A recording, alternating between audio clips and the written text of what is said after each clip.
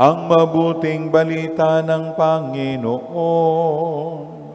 Pinupuri ka namin, Panginoong Jesucristo. Purihin palapakan natin ang mabuting balita.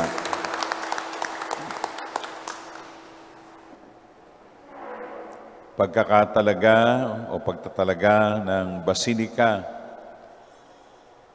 sa pinagdiriwang ng simbahan ng Basilika ni San Juan de Letran sa Roma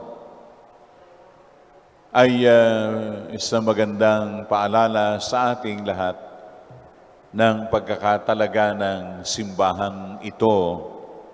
Ating simbahan, ang bawat simbahan na iyan ay ating igalang, bigayong kaukulang paggalang at kung saan tayo ay sumasamba sa Panginoong Diyos, dapat na iyan ay ipamalas, pakita natin. Sa pagpasok pa lang po ng ating mga paa sa loob ng ating simbahan, na-observe ba natin at maging sa sarili natin yung iginagalang natin ng tahanan ng Diyos? Ginagalang po ba natin? Kapag meron pong misa ng lalo yung paglilibing, ang isang katerbang empty bottles ng mineral water ang naiiwan.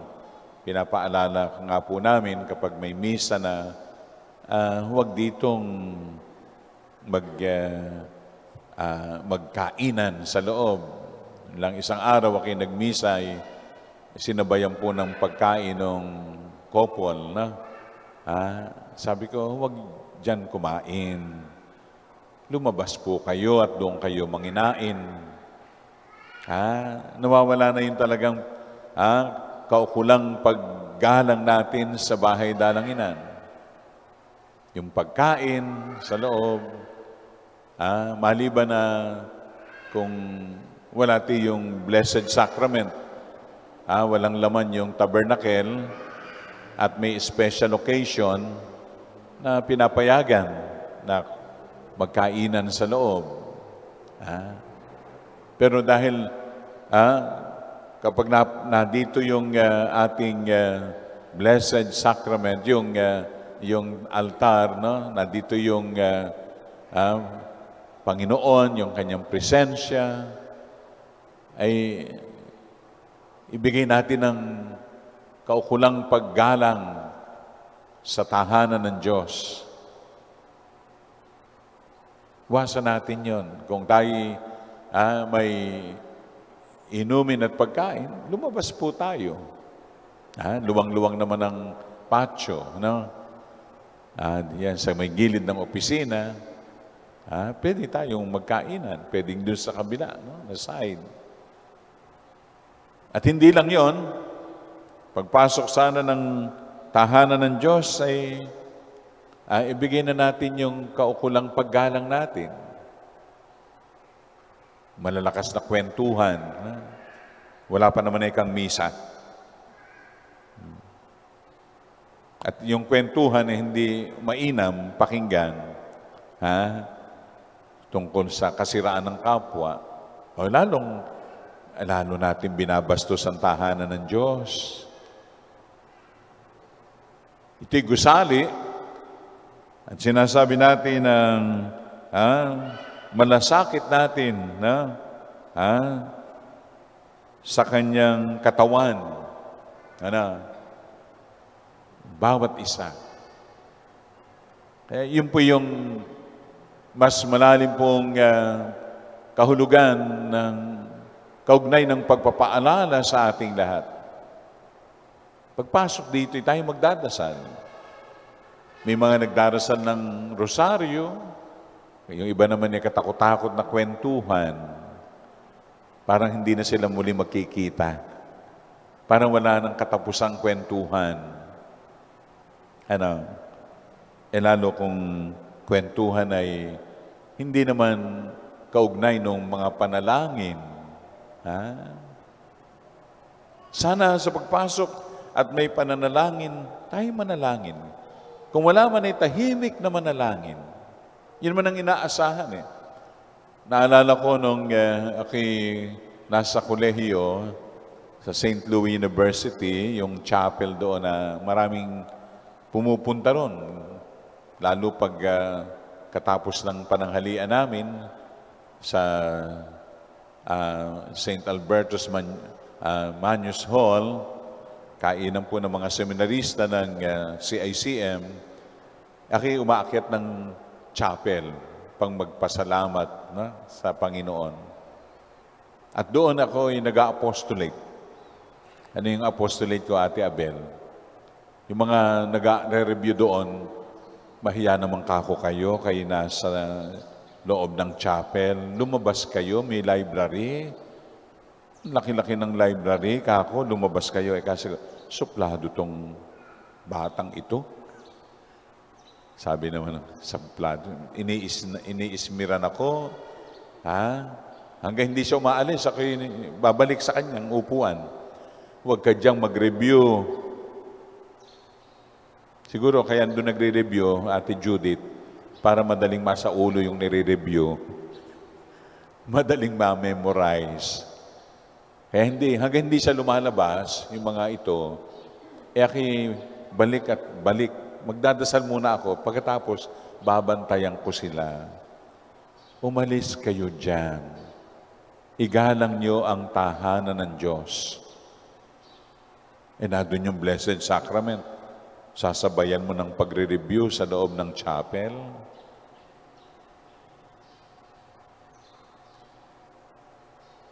Kaya ako po na-brand noon. Pag nakita na ako ng mga estudyante, kapwa ko estudyante sa chapel, unti-unti nang bit-bit yung bag, yung libro, lumalabas na ng chapel. Parang ako yung kontrabida sa buhay nila.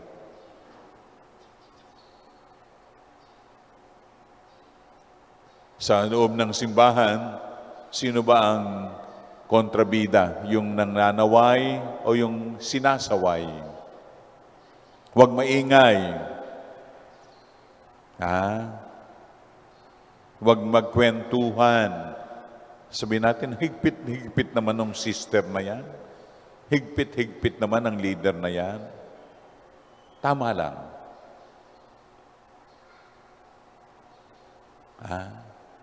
Magandang paalala ito sa ating lahat. Lalo na yung tawag masyado ng kampante doon sa lugar. Na kapag sila nakita-kitang magkakabarkada, pwede ba sa labas kayo magkwentuhan? Merong gustong manalangin. Yun namang gustong manalangin, hindi makapanaway. Walang lakas ng loob. Pwede nga rin magsisimba at nakita mo yung dalawang tao na dyan na naghahagik-gikan, pwede mong sawayin. Magalit man sila sa iyo, ipaunawa mo, nasa tahanan kayo ng Diyos. Huwag kayong umasta ng ganyan. Hayaan mong magtampo, samantalang ginagampanan mo ang iyong pagkakristyano at pagpapaalala sa iyong mga katabi. Kasi ayaw natin ng kaaway.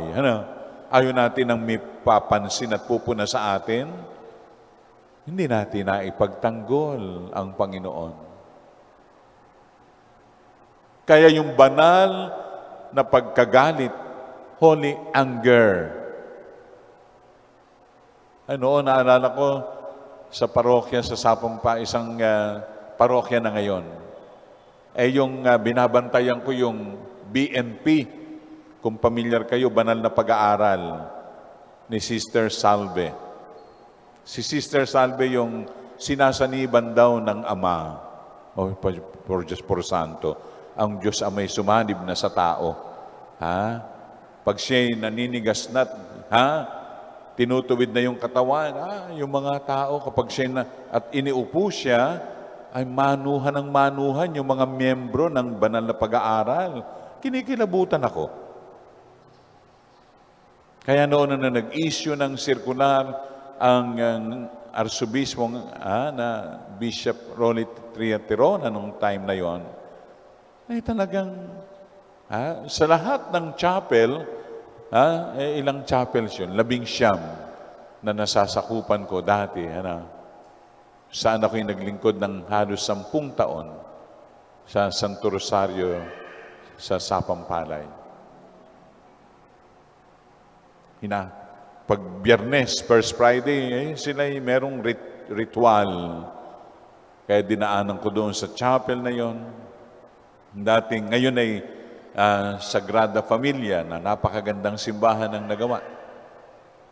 Kinukuna ko yung banig nila na kanilang inuupuan doon. Silang lahat ay nakaitim ng kasuutan.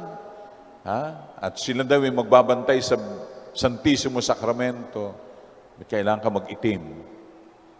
Kailangan itim ang iyong kasuutan. Ang iyong palda. Nakaitim lagi. Natapong ko sa kalye yan. Sa labas ng chapel. Galit na galit sila. Magalit na sila. Sapagat itinuturo ko lang ang dapat ituro ng isang ama ng pananampalataya. Kayo mga sumusuporta noon, linggo-linggo, doon sa aming pinapagawang simbahan, kumbento at opisina, huminto ng pagtulong. Sabi ko, bahala si Lord. O kahit wala yung kanilang libo-libo na tulong, nabuo ang aming proyekto ng simbahan, kumbento at opisina. Kagalit ang mga mayayaman na mga donors na members ng banal na pag-aaral. I don't care. Magalit ka man, tutuwid lang kita. Amen? Pag meron pong ganyan sa katabi nyo na maingay at nagchichismisan ng buhay ng may buhay, sabihan nyo, huwag kayong mahiya sapagkat sila ang mas nakahihiya. Amen? Palapakan natin ang Panginoon.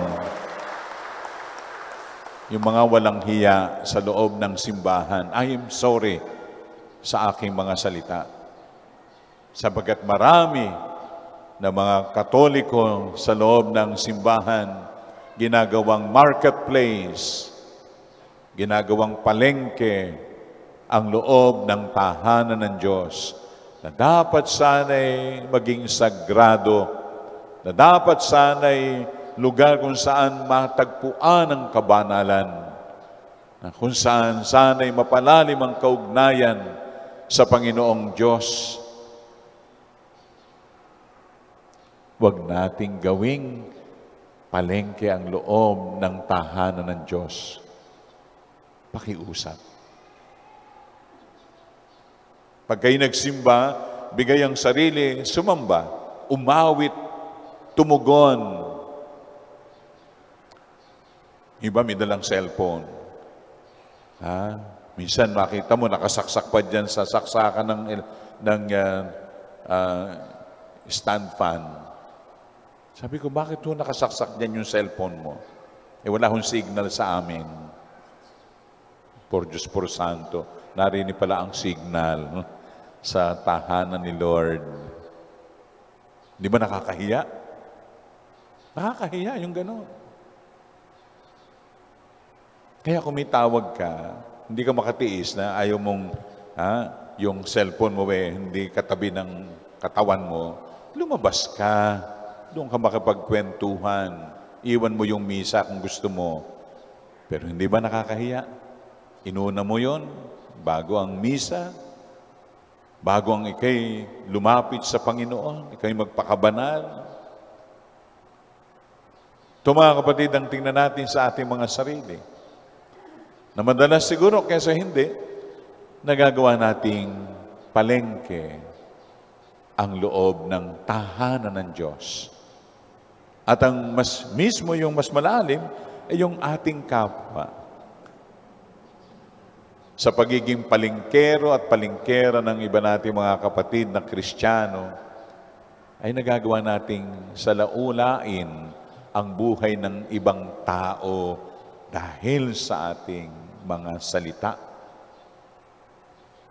Nasasalaula natin ang tahanan ng Diyos dun sa pagkatao ng ating kapwa.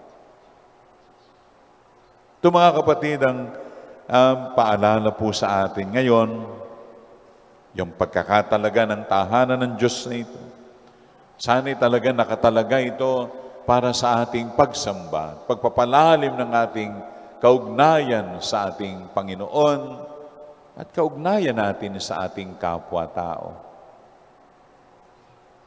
Harinawa, ang pagtatalaga rin ng ating sarili ay yung kasabay ng ating paghingi ng tawad sa Diyos.